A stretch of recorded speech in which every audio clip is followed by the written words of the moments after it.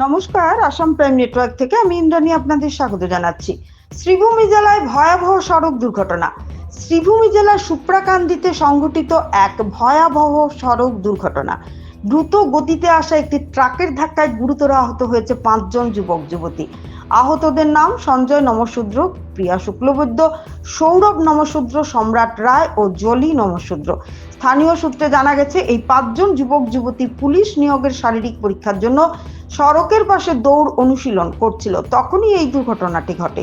দুর্ঘটনায় জড়িত ট্রাকের নম্বর হলো AS01LC0532।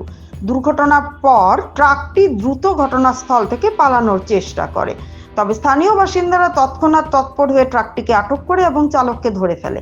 খবর পেয়ে নিলামবাজার থানার পুলিশ দ্রুত ঘটনাস্থলে পৌঁছায় এবং পরিস্থিতি নিয়ন্ত্রণে আনে। গুরুতর আহতদের মধ্যে 3 জন ছেলে এবং 2 জন মেয়ে রয়েছে। আহত 5 জনকেই সংকটজনক অবস্থায় তাড়াতাড়ি হাসপাতালে চিকিৎসার জন্য নিয়ে যাওয়া হয়েছে।